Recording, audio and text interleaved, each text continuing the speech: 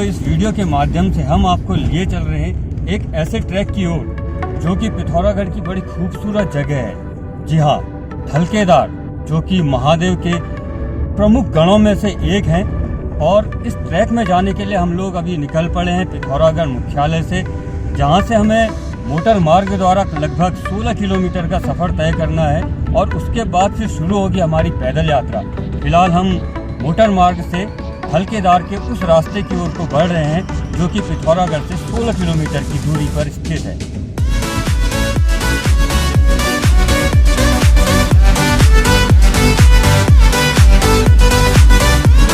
सीमांत जनपद पिथौरागढ़ में वैसे तो नैसर्गिक सुंदरता की कहीं पे भी कमी नहीं है और जिस मार्ग से हम लोग जा रहे हैं यहाँ की सुंदरता आप खुद कैमरे के माध्यम से देख सकते हैं। सावन के महीने की हरियाली जो कि इस पहाड़ में इस तरह देखी जा सकती है, सारे पहाड़ हरे भरे हैं।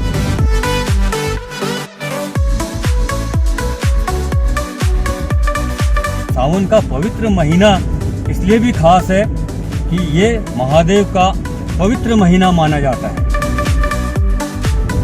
जिस रास्ते से हम लोग जा रहे हैं ये बड़ावे की ओर को जाता है, जहाँ लटेश्वर का मंदिर है और कहा जाता है कि धलकेदार के बाद लटेश्वर जाना भी जरूरी होता है, पवित्र माना जाता है, ऐसी एक मान्यता है।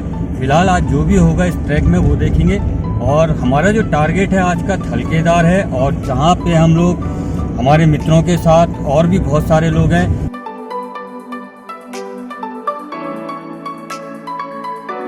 हम लोग अभी जिस वाहन में हमारे इस वाहन में हम 4 मित्र लोग हैं, हम सभी अभी गाड़ी का मजा ले रहे हैं, लुत्फ ले रहे हैं। इसके बाद फिर जो हम आनंद लेंगे पैदल मार्ग का लेंगे।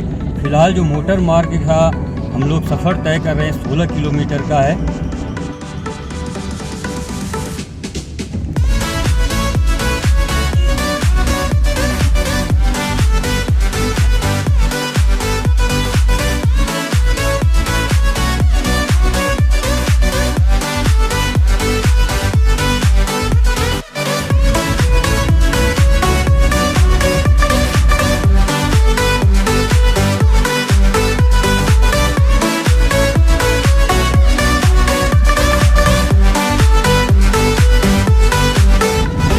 के जंगलों के बीच से अभी हम लोग गुजर रहे हैं। देखिए मौसम बदलता जा रहा है। अब ऊपर की साइड हम देखते हैं तो बादल नज़र आ रहे हैं, पूरा आसमान बादलों से घिरा हुआ है।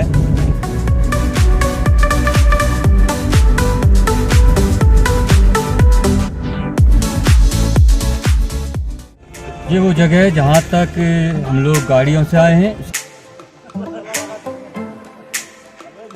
यहाँ से हम लोग अपनी पैदल यात्रा शुरू करेंगे जो कि कुछ किलोमीटर की दूरी पे है, चढ़ाई है और मौसम किस तरह से साथ देगा ये सभी हमारे मित्र लोग साथ में चल रहे हैं।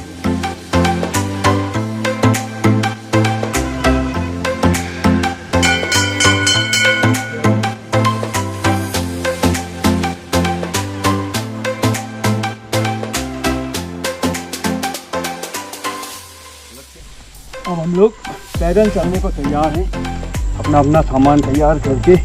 हमारे पास कैमरे वगैरह भी हैं और इससे भी हम आप लोगों को दृश्य दिखाएंगे। सुनील जी इस पूरे वीडियो को अपने कैमरे में कैप्चर कर रहे हैं। तो आइए चलते हैं धलकेदार की ओर।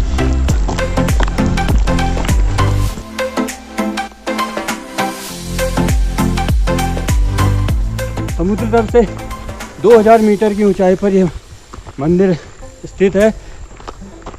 आप देखेंगे हमारे साथ कि क्या खूबसूरत वो मंदिर है जब आप इसी वीडियो के माध्यम से इस चित्र को अपने अपने स्क्रीनों में देखेंगे। सभी लोग चढ़ाई चढ़ रहे हैं। हमारे साथ हमारे ग्रुप में इस समय राजदा, जो कई बार इस मंदिर में पहले भी पैदल यात्रा कर चुके हैं और उम्र के बड़े पड़ाव में है, लेकिन कोई कहेगा नहीं कि अभी भी इनमें इतना जोश है। राजदा पहले भी आए हैं आप? कितने किलोमीटर पैदल रास्ता है ये? 7-8 किलोमीटर होगा जो है, आसानी से चला जा सकता है। जी। बहुत मज़ा आने वाला है। चल रहे हैं, कितनी आसानी होगी, लेकिन राजदा को देख करके और इनसे हमारा हौसला बढ़ता है कि हम लोग भी चल सकेंगे, क्योंकि हम लोग इनसे उम्र में थोड़ा छोटे ही हैं।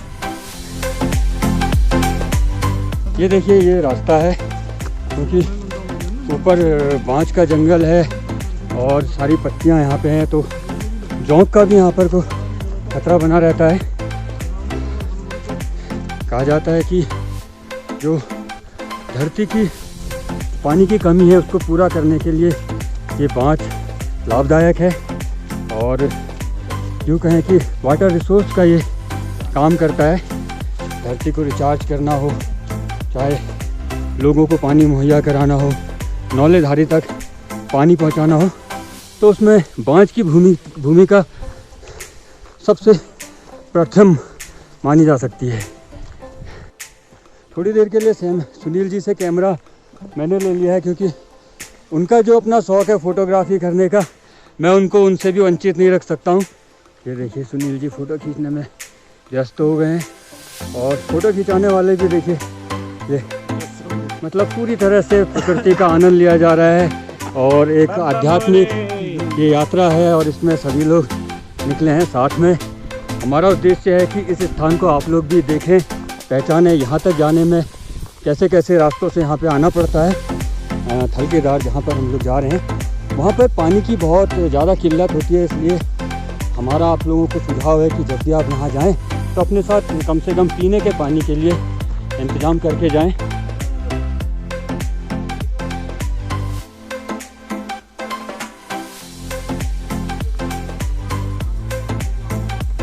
एक पड़ाव में हम लोग पहुँच गए। सभी साथी यहाँ पर आराम कर रहे हैं थोड़ी देर के लिए। देखिए पसीना कितना हो गया, क्योंकि खड़ी चढ़ाई है, लाजमी है थक जाना। सभी आराम फरमा रहे हैं। हमारे गोपाल दा हैं और भी सभी लोग हैं, बड़े भाषा लोग हैं। तो देखिए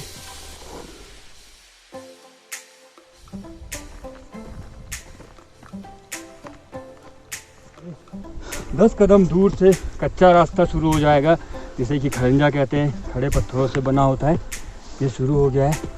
अब हमें आगे का जो सफ़र है वो इन खरंजों से करना है।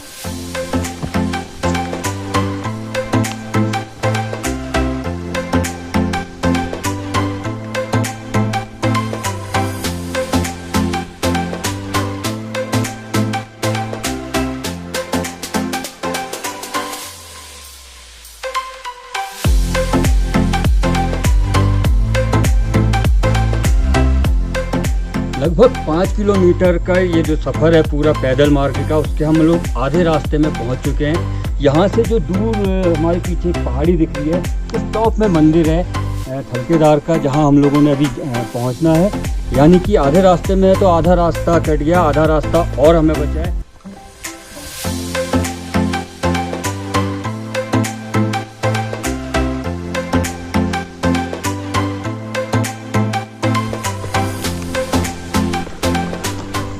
रास्ते में इस तरह का भी दृश्य है। जगह जगह पे छोटे छोटे मंदिर हैं। ये देखिए शिवलिंग के आकार का ये पत्थर है, यहाँ पे लोग पूजा करते हैं। चावल फूल यहाँ पे पड़े हुए हैं, तिलक लगा हुआ है, अगरबत्ती जली हुई है, लोगों ने यहाँ पे चढ़ावा भी चढ़ा रखा है। जो ये खरंजा है इसमें हम लोग चल रहे हैं, इसके बारे में आप लोगों को बताना चाहूँगा कि जिस तरह से हम लोग कंक्रीट के रास्ते में चलते हैं, सीधी मार्ग में चलते हैं, पैदल में चलते हैं, उसमें हमारे पैरों को ज़्यादा तकलीफ़ होती है। और अगर इस रास्ते में चलते हैं तो ये हमें एक्यूप्रेशर का काम देता है, पैरों में आराम रहता है। लेकिन एक चीज़ और मेरे को यहाँ पे देखने को मिली है, आप लोगों को एक संदेश देना चाहूँगा। कभी भी आप लोग यहाँ पे आएँ तो इस तरह की चीज़ें ज़रूर लाएँ। आप बेशक न लाएँ, मैं ये नहीं कहूँगा, लेकिन अगर लाते हैं तो इसको अपने साथ वापस भी ले जाएँ, ताकि इस जंगल का पर्यावरण जो है वो सुरक्षित रह सके। तो आइए मेरे साथ थलकेदार के इस ट्रैक में, जो कि बड़ा रोमांच से भरा हुआ नज़र आ रहा है।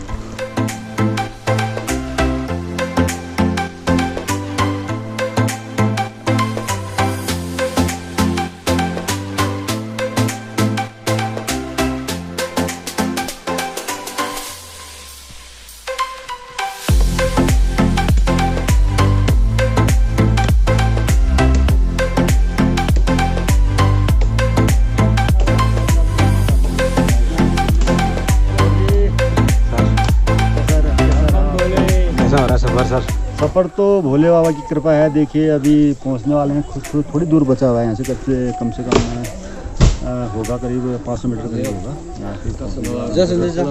भगवान के दर्शन हो जाएंगे हम लोगों को। हम लोग इस मंदिर में पहले भी आ चुके हैं और अलग अलग जगह से रास्ते हैं। एक तो आठगांव शिवलिंग के पास से ही है, उसमें ज़्यादा चढ़ाई चढ़ती है, पैदल भी ज़्यादा चलना पड़ता है। बढ़ावे की ओर से जो हम इस वाले रास्ते से आए हैं उसमें बहुत ज़्यादा चलना नहीं है, चढ़ाई तो है ही है। इस तरह से देखिए लिखा हुआ है। ये हमारे साथ यशवंत जी हैं, ये बताते हैं। और किस तरह का देख रहे हैं ट्रैकिंग रूट? ये ट्रैकिंग रूट है दिव्या। हाँ, इसमें ये जो हम मंदिर पे जा रहे हैं थलकेदार बाबा के, हाँ, इसका एक अपना ऐतिहासिक महत्व माना जाता है।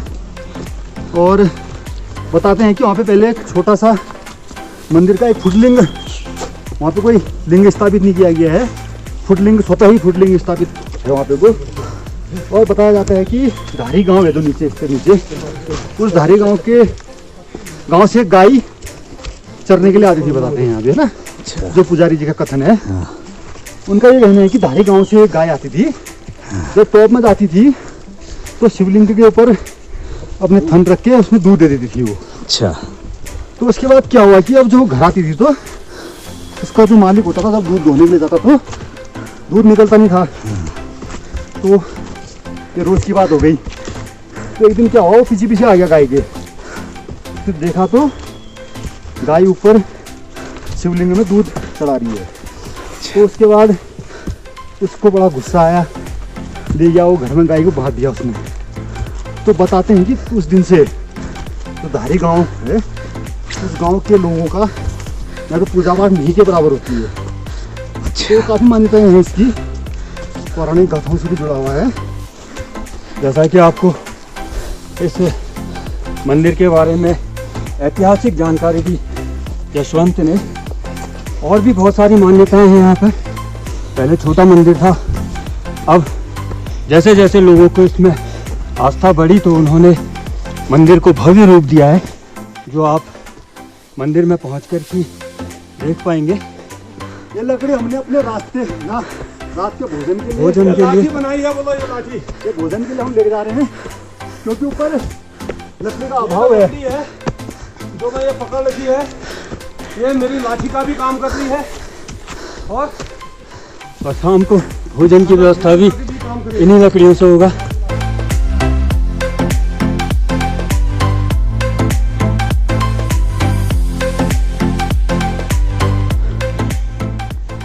धीरे धीरे हम लोग मंजिल की ओर पहुंच रहे हैं। यहाँ से कुछ ही कदम की दूरी पे अब मंदिर है जहाँ पे हमने जाना है।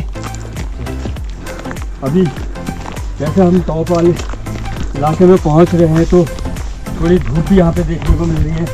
अभी तक तो हम लोग घोर घने जंगलों के बीच में आ रहे थे, वहाँ जहाँ पे धूप पहुँच भी नहीं पा रही थी। और यहाँ पे आप देखिए गुनगुनी धूप है और कुछ ही कदम पे हमसे थलकेदार का मंदिर मौजूद है। तो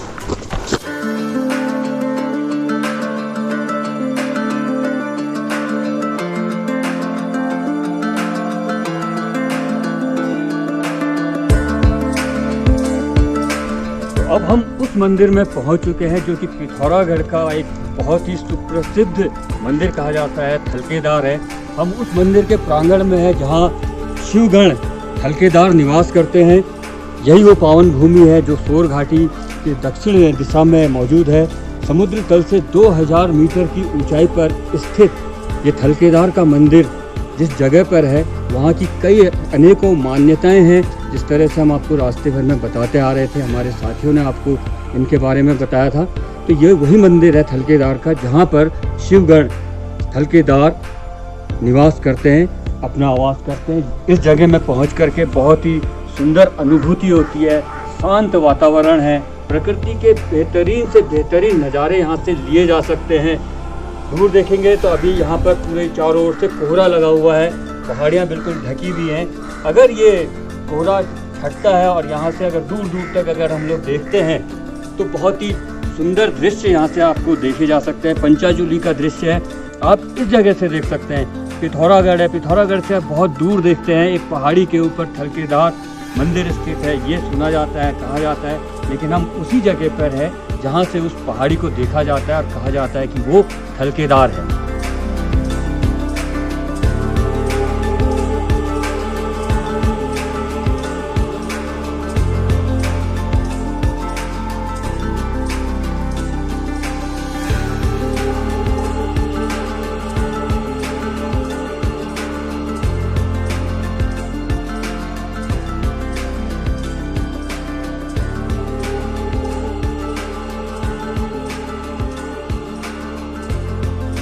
तरह की मान्यता है, किस तरह से लोग यहाँ पर आते हैं, क्या मान्यताओं को सोच करके यहाँ पे आते हैं गुरुजी? अब ऐसा है ना साहब, सोच के यहाँ आते हैं, प्रभु सबका भलाई करते हैं बाबा। दूर दूर से आदमी पहुँचता है यहाँ, हैं जो भी आया या मतलब पैसेंजर जो भी यात्री आता है उसको सब भगवान शंकर बोले अच्छा ही करते हैं। परंपरा का जो कह दिया साहब ने ठीक ही कहा। मान्यता है कि यहाँ पर आकर के जो भी मांगा जाता है, सच्चे दिल से मांगा जाता है, वो यहाँ पर भोलेनाथ प्रदान करते हैं। गुरुजी यहाँ पर को हैं, गुरुजी कुछ बताएंगे इस मंदिर के बारे में? हाँ, ये मंदिर बहुत प्राचीन है। इसमें जो है कि पहले एक गाय आके यहाँ पर दूध देती थी, वो तो दूध देती थी, तो इससे यहाँ प्रचलित हुआ कि यहाँ पर कोई चीज़ है करके। फिर जब आप देखा तो यहाँ पर शिवलिंग मिला। ऐसी मान्यता है कि पहले भी आपको हमारे बीच में यशवंत जी ने बताया था कि एक गाय इस जगह पे आती थी और वो इस जगह पे अपने थनों से दूध यहाँ पर को चढ़ाती थी, जिससे उसका मालिक बड़ा ही नाराज हुआ और उसको उसने मारा पीटा, और उसी वजह से उसको ये श्राप भी मिला कि उस परिवार का या उस गांव के लोग अभी भी संतुष्ट नहीं हैं और अभी भी किसी न किसी वो व्यथा से गुजरते रहते हैं। गुरुजी ने भी बताया।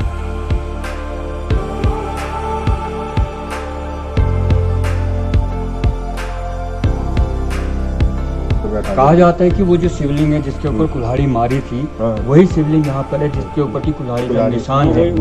हम उस शिवलिंग को आपको दिखाएंगे जो शिवलिंग के ऊपर कुल्हाड़ी मारी गई थी, और उसमें अभी भी वो निशान इस मंदिर में मौजूद है। वही शिवलिंग है जिसकी यहाँ पर पूजा की जाती है। ये यहाँ पर है, लोगों से गंदगी से दूर रहे, इस वजह से इसको प्रोटेक्ट किया गया है। चारों ओर से यहाँ पर वो रख रखाव किया गया है जिससे कि यहाँ पर गंदगी ना हो। ये वो शिवलिंग है जिसके ऊपर कुल्हाड़ी मारी गई थी, और जब उस समय का ये शिवलिंग है जब इस मंदिर को भव्यता नहीं मिली थी, यहाँ पर कोई आता जाता नहीं था। ओम नमः शिवाय।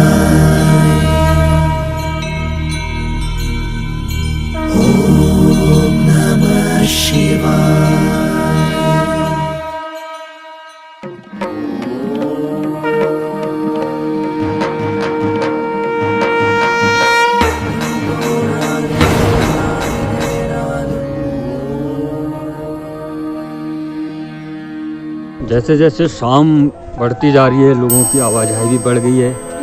लोग दूर दूर से यहाँ आ रहे हैं। श्रद्धालु जो है आप देख सकते हैं, मंदिर प्रांगण में लोगों का जमावड़ा होने लगा है। ओम नमः शिवाय, ओम नमः शिवाय, ओम नमः शिवाय।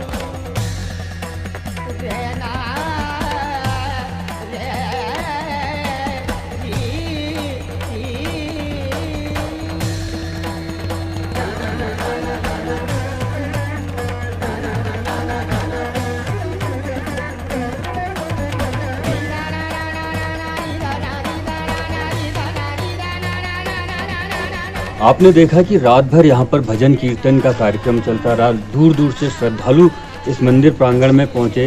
बहुत दूर है, चढ़ाई है और यहाँ तक चलना बहुत आसान तो है नहीं, लेकिन फिर भी मतलब अगर हौसला हो तो यहाँ पे आसानी से पहुँचा जा सकता है। भजन कीर्तन यहाँ मंदिर में हुए, श्रद्धालु पहुँचे और उसके बाद अब ये जो अगली सुबह है, आज सोमवार है, सावन का सोमवार है और इस दिन की बड़ी पवित्र मान्यता भी है। हमारे हिंदू धर्म के अनुसार, अगर इसको कह रीति रिवाजों के अनुसार, तो बड़ी मान्यता है सावन के सोमवार की। तो हम प्रभु हल्केदार से आप सभी के लिए प्रार्थना करते हैं कि आप सुख समृद्धि स्वस्थ रहें और आपको आपकी मनोकामनाएं पूरी हों। अगर आप यहाँ तक पहुँचना चाहते हैं तो इस वीडियो को देखें और इसमें हमने आपको सारी जानकारियाँ दी हैं कि किस तरह से यहाँ तक आया जा सकता है। छोटी छोटी बातों का आपको ध्यान रखना पड़ेगा। मंदिर परिसर की सफाई है, इन चीज़ों का ध्यान रखना है और जिस रास्ते से हम लोग यहाँ आते हैं उस रास्ते में कम से कम पॉलीथीन और इस तरह की चीज़ें ना फेंकें जिससे कि पर्यावरण को नुकसान हो।